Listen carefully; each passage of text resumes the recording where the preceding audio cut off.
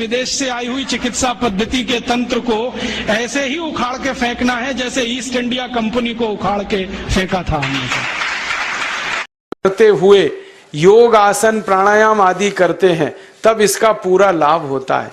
तो मैं आपको आपकी जिंदगी के लिए छोटे छोटे कुछ 4 नियम बताना चाहता हूं और ये 4 नियम का पालन आप सब करिए। मैं आपको विनम्रता पूर्वक लेकिन विश्वास से कहता हूं कि ये 4 नियम का जो भी पालन करेगा जिंदगी में बीमारी और रोग उसको कभी आएंगे नहीं। परम पूजनीय स्वामी रामदेव जी खुद 40-45 साल से इन 4 नियमों का पालन करते हैं। आप भी अगर ये पालन करेंगे तो बहुत अच्छा होगा। मैं भी करता हूं मेरे जीवन में।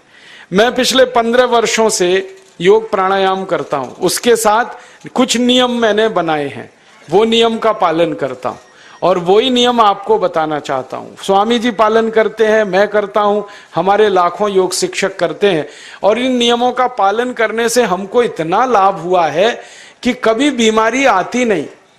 15 साल से मैंने हर बार मेरा बीपी चेक किया, नॉर्मल है, शुगर नॉर्मल है, ट्राइग्लिसराइड्स नॉर्मल है, कोलेस्ट्रॉल नॉर्मल है। पिछले 15 साल में कभी सर्दी जुकाम भी नहीं हुआ, गला भी नहीं बैठा, कभी हॉस्पिटल नहीं देखा, कभी डॉक्टर के पास नहीं गए, क्योंकि जरूरत नहीं पड़ी। और वो जरूरत नहीं पड़ी क्योंकि हम निरोगी हैं, स्वस्थ हैं।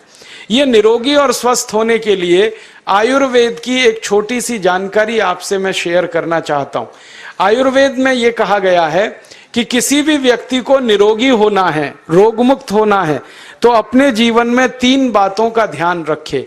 अपना वात, पित्त और कफ तीनों का संतुलन रखे। वो 3 तरह के दोष हैं हमारे शरीर में, वात, पित्त, कफ। आपने सुना होगा ये त्रिदोष आधारित शरीर है। जब वात बहुत बिगड़ जाता है तो 80 से ज्यादा रोग आते हैं। जब पित्त बहुत बिगड़ जाता है तो लगभग 46 से 50 रोग आते हैं और जब कफ बिगड़ जाता है तो 28 रोग आते हैं और वात, पित्त, कफ तीनों बिगड़ जाएं तो 148 रोग आते हैं। सर्दी, खांसी, जुकाम से लेकर और कैंसर तक जो आखिरी रोग माना जाता है, ये सब वात, पित्त, कफ के बिगड़ने का खेल है। तो इस देश के आयुर्वेद चिकित्सा के सबसे महान लोगों में से कुछ नाम आप जानते हैं, जैसे चरक ऋषि, जैसे सुश्रुत ऋषि। ऐसे एक ऋषि हुए बाघभट्ट।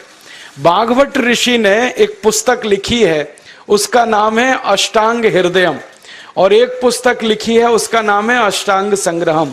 इन दोनों पुस्तकों में उन्होंने 7000 नियम बताए हैं। उनमें से 4 बताता हूं, अच्छे लगे तो आज से ही पालन करो और दूसरों को भी बताओ ताकि कोई भी इन नियमों का पालन करे तो बीमार ही ना पड़े। ये चारों नियम हैं वात, पित्त और कफ को संतुलित रखने के लिए। अब वात, पित्त, कफ तीनों एक साथ आपके संतुलित रहें तो उसके लिए पहला नियम है खाना खाने के तुरंत बाद पानी नहीं पीना। ये पहला नियम है। आप बोलेंगे ये तो बड़ी मुश्किल बात है, खाना खाते ही पानी पीते हैं हम तो सबके सब, और बिना पानी पिए खाना ही नहीं खाते। कई लोग तो खाने से ज्यादा पानी पीते हैं, खाना कम खाते हैं, पानी ज्यादा पीते हैं। ये खाना खाने के बाद पानी कभी भी नहीं पीना, क्योंकि महर्षि बाघभट्ट कहते हैं भोजनांते विषम वारी, माने भोजन के अंत में पानी पियो तो जहर के पीने के जैसा है। इसलिए वो कहते हैं कभी भी खाने के तुरंत बाद पानी मत पियो। अब आप मुझे पूछोगे क्यों नहीं पिए, कारण बता दो। कारण मैं बताना चाहता हूं सरल भाषा में। हम जब खाना खाते हैं ना तो पेट में सारा खाना इकट्ठा होता है। पेट में एक स्थान होता है, उसको हम कहते हैं जठर। संस्कृत में, हिंदी में जठर कहते हैं, अंग्रेजी में उसको एपिगैस्ट्रियम कहते हैं, हिंदी में कुछ लोग उसको आमाशय भी कहते हैं। ये जठर छोटा सा स्थान है। आपके पेट में नाभि है ना, उसके लेफ्ट साइड में बाईं तरफ छोटा सा स्थान है। सारा खाना आपका इसी स्थान पर आता है। जो भी आप खाते हो, रोटी, चावल, दाल, सब्जी, दूध, दही, कुछ भी खाओ, सब कुछ जठर में आता है। अब जठर में जैसे ही खाना इकट्ठा होता है तो उसमें आग जलती और उस आग को कहते हैं जठर अग्नि। मिला के बोल देते हैं जठराग्नि। आप जैसे ही खाना खाते हो, पेट में जठर में अग्नि जलती है, वो अग्नि खाने को पचाती है। और अग्नि खाने को ऐसे ही पचाती है जैसे रसोई घर की अग्नि खाने को पकाती है। आपके रसोई घर में आप अग्नि जलाओ, उसके ऊपर दूध रख दो, दूध में थोड़ा चावल डाल दो, अग्नि जब तक जलती रहेगी खीर तब तक बनती रहेगी। आप घर में अग्नि जलाओ, उसके ऊपर पानी रख दो, उसमें दाल डाल दो, दाल की पकने की क्रिया तब तक चलेगी जब तक अग्नि जलेगी। ऐसे ही पेट में होता है, जैसे ही आपने खाना खाया पेट में अग्नि जलती है, और जब तक अग्नि जलती है तो खाने के पचने की क्रिया चलती है। जैसे रसोई घर में खाना पकाते हैं वैसे ही पेट में भी खाना पकता है, इसी को हम पचने की क्रिया कहते हैं, अंग्रेजी में उसको डाइजेशन कह देते हैं। तो आपने खाना खाया, पेट में अग्नि जल गई, अब वो खाने को हजम करेगी, पचाएगी। अब मुझे एक प्रश्न का उत्तर दो आप, कि जैसे ही आपने खाना खाया पेट में अग्नि जल गई और वो खाने को पचा रही है, तुरंत आपने गट गट गट गट पानी पी लिया और खूब ठंडा पानी पी लिया, बर्फ मिलाया हुआ पानी पी लिया, फ्रिज का पानी पी लिया। क्या होने वाला है? अग्नि जलेगी कि बुझेगी? अग्नि के ऊपर पानी डालो तो अग्नि और पानी की दोस्ती नहीं है, दुश्मनी है। पानी अग्नि को बुझा देता है। तो आपने खाना खाया, अग्नि जली, पीछे से गटगट पानी पी लिया, अब अग्नि शांत हो गई, अब खाना पचेगा नहीं, तो वो पेट में पड़ा पड़ा सड़ेगा, और सड़ा हुआ खाना 100 से ज्यादा विष पैदा करेगा, और वो 100 विष आपकी जिंदगी को नरक बना देंगे, और जिंदगी भर आप बीमार पड़े रहेंगे। आपको मालूम है, कई लोग कहते हैं मुझे पेट में बहुत गैस बनती है। ये गैस उन्हीं को बनती है जिनका खाना हजम नहीं होता। कोई लोग कहते हैं कि मुझे पेट में जलन होती है, ये जलन उन्हीं को होती है जिनका खाना पचता नहीं। कोई कहते हैं कि मेरे पेट में एकदम गुम हो जाता है, फूल जाता है, ये सब वो लक्षण हैं जब खाना पचता नहीं। तो खाना पचेगा नहीं तो सड़ेगा, सड़ेगा तो विष पैदा करेगा, और वो विष आपको बीमार करेंगे। इसलिए महर्षि भागवत ने कहा, खाना खाते ही पानी मत पियो। समझ में आया? फिर आप बोलोगे कितनी देर तक नहीं पिए? कम से कम 1 घंटे तक। 1 घंटे बाद पानी पियो। आप बोलोगे जी 1 घंटा क्यों? ये जो अग्नि जलने की क्रिया है ये लगभग 1 घंटे तक ही चलती है पेट में, उसके बाद अग्नि अपने आप शांत हो जाती है, उसके बाद पानी पी लो। तो खाना अगर 10 बजे खाया तो 11 बजे पानी पियो, 11 बजे खाया तो 12 बजे पियो, 12 बजे खाया तो 1 बजे पियो, 1 घंटे बाद पानी पियो। अब आपके मन में यह सवाल आ सकता है कि खाना खाने के पहले पी लें क्या? हाँ पी लो, 40 मिनट पहले पेट भर के पानी पी लो। 10 बजे खाना खाना है, 9:20 पे खूब पानी पी लो, जितना पी सकते हो। 11 बजे खाना खाना है, 10:20 पे पी लो, खूब पानी पी लो, 40 मिनट पहले। आप और एक सवाल पूछ सकते हो कि अच्छा ठीक है, खाने के बाद पानी तो नहीं पिएंगे, कुछ और पी सकते हैं क्या पानी को छोड़कर?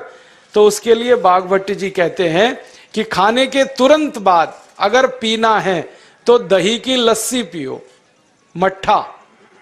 खाने के बाद अगर तुरंत पीना है तो फलों का रस पियो, गन्ने का रस पी लो, संतरे का रस पी लो, मौसमी का रस पी लो, अनार का रस पी लो। अब आप कहोगे ये सब महंगी महंगी चीजें बता रहे हैं, गन्ने का रस, संतरे का रस, अनार का रस, पैसे तो है नहीं। तो सबसे सस्ता रस है नींबू का ही रस पी लो, शिकंजी बना के पी लो, वो तो सबसे सस्ता है। तो खाना खाने के बाद या तो दही की लस्सी पियो या रस पियो। और एक तीसरी चीज है, दूध पी सकते। तो खाने के तुरंत बाद पीना है तो दही की लस्सी या मट्ठा, खाने के तुरंत बाद पीना है तो कोई फल का रस, खाने के तुरंत बाद पीना है तो दूध। पानी 1 घंटे बाद पियो। और अगर एक बात ध्यान रखो तो अच्छा है कि सवेरे खाना खाते हैं जिसको हम ब्रेकफास्ट कहते हैं, नाश्ता, तो फलों का रस पीना अच्छा, दोपहर को खाना खाएं तो लस्सी और मट्ठा पीना अच्छा, और रात का खाना खाएं तो दूध पीना अच्छा। जो लोग इस नियम का पालन कर सकते हैं, जिंदगी में कभी भी 80 रोग उनको नहीं हो सकते। वात पित्त कफ तीनों ही इस एक छोटे से नियम से संतुलित रहते हैं। तो ये पहला नियम मैंने आपसे कहा। दूसरा नियम एक और है, और वो नियम ये है कि पानी कभी भी पियो, घूट घूट भर के पियो।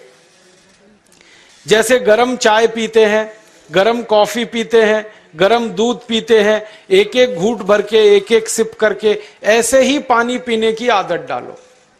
ये मुंह में एक बार गिलास लगा लिया, गटागट उसको खाली कर दिया, ये तरीका गड़बड़ है। एक घूट पानी, 2 घूट पानी एक बार में उतना ही पियो। आप बोलोगे ये क्या चक्कर है? बात ऐसी है कि एक एक घूट पानी जब हम पीते हैं तो मुंह की लार पानी के साथ मिलकर पेट में अंदर जाती है, और ये जो मुंह की लार होती है ये क्षारीय होती है, और पेट में हमेशा अम्ल बनता रहता है।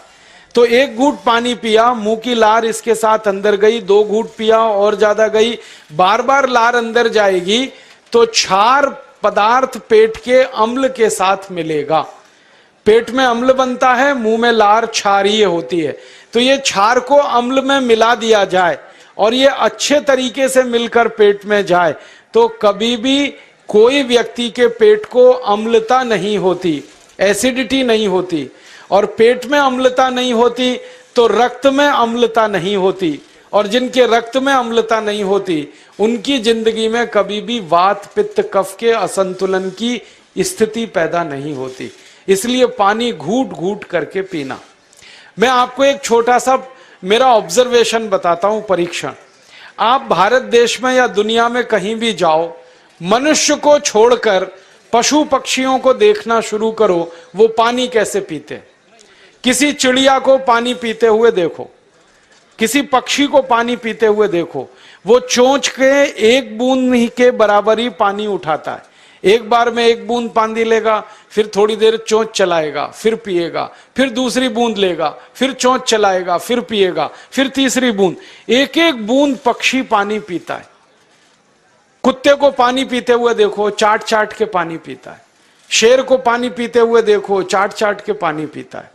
जितने जानवर चाट कर पानी पीते हैं, जितने पक्षी एक एक घूंट पानी पीते हैं, किसी भी पक्षी और किसी भी जानवर को डायबिटीज नहीं है, किसी को अर्थराइटिस नहीं है, कोई पक्षी ओवरवेट नहीं है, कोई पशु ओवरवेट नहीं है। वो सब स्लिम और ट्रिम हैं, क्योंकि वो इतने होशियार हैं कि पानी चाट के पीते हैं या घूट घूट करके पीते। अब मुझे ये हैरानी होती है कि ये पशु पक्षियों को कौन सिखाता है? वो अपने जन्म से ये ज्ञान सीख के आते। उनका कोई गुरु नहीं है, उनका कोई विद्यालय नहीं है, उनके कोई प्रशिक्षण शिविर नहीं लगते, फिर भी उनको इतनी अकल है कि पानी घूट घूट पीना। और हम ये मनुष्य जिनके इतने गुरु, इतने विद्यालय, इतने कॉलेज, सीखने वाले, सिखाने वाले, और हम मूर्खों के मूर्ख गटागट गटागट पानी पीते रहते। तो पानी पीने का तरीका बदल दो, घूट घूट भर के पानी पियो। ये दूसरा नियम है। तीसरा नियम है कि जिंदगी में कितनी भी प्यास लगे, ठंडा पानी कभी मत पियो।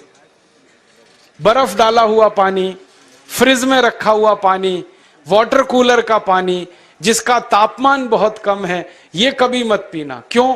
क्योंकि शरीर आपका गर्म है और पानी ठंडा है। अब होता क्या है वो मैं समझाता हूं सरल भाषा में। पेट तो गर्म है, अब इसमें ठंडा पानी डाल दिया आपने, तो अंदर झगड़ा होता है। और झगड़ा क्या होता है? या तो पानी पेट को ठंडा करेगा या पेट पानी को गर्म करेगा। अगर पानी ने पेट को ठंडा कर दिया तो पेट के ठंडा होते ही हृदय ठंडा होता है, हृदय के ठंडा होते ही मस्तिष्क ठंडा होता है, मस्तिष्क के ठंडा होते ही आदमी ठंडा होता है, और आदमी ठंडा होते ही राम नाम सत्य होती है। आपको मालूम है, जब शरीर ठंडा पड़ जाता है तो घर में भी नहीं रखते, निकाल के बाहर सड़क पे रख देते।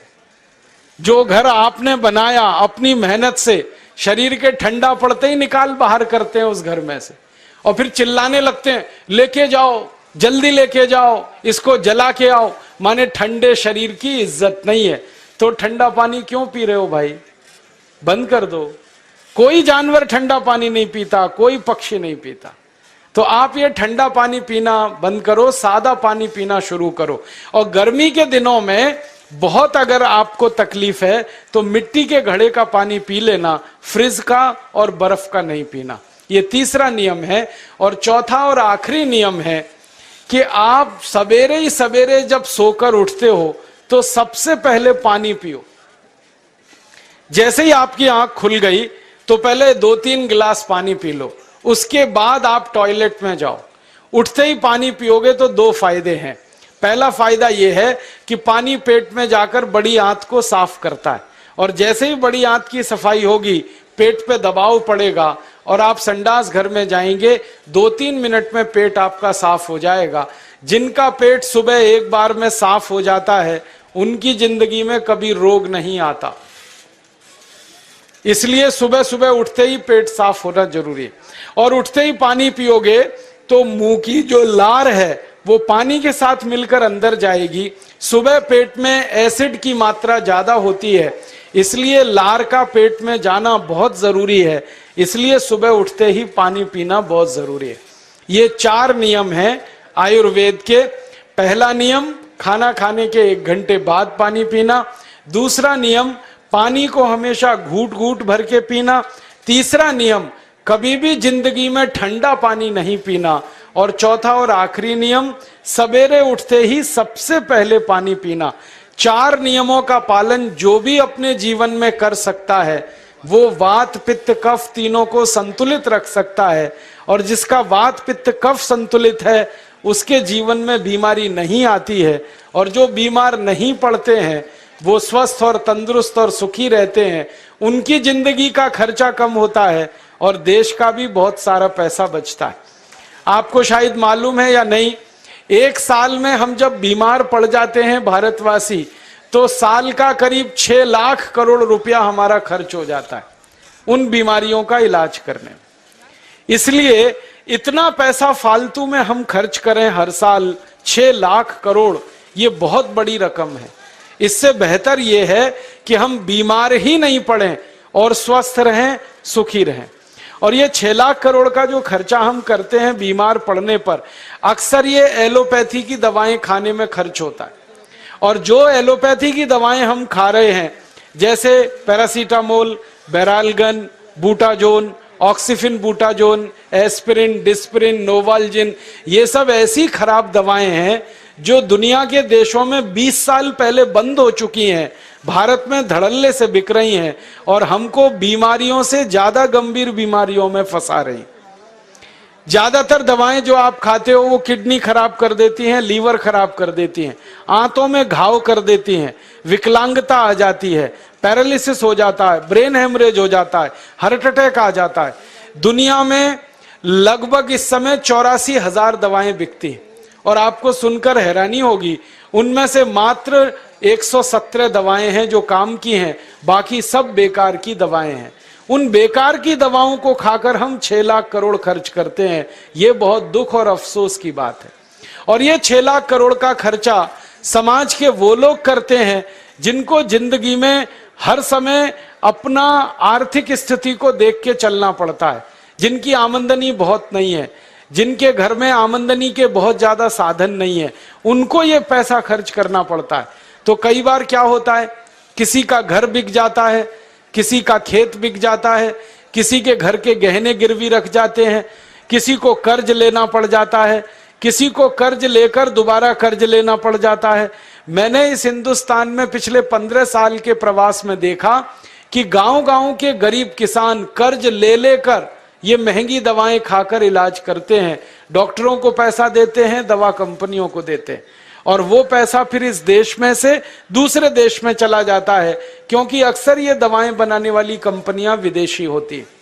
तो हम 6 लाख करोड़ खर्च करें अपने खून पसीने की कमाई का, उससे अच्छा ये है बीमार ही ना पड़ें, दवा खाने की जरूरत ही ना पड़े, तो हम सुखी रहें, स्वस्थ रहें।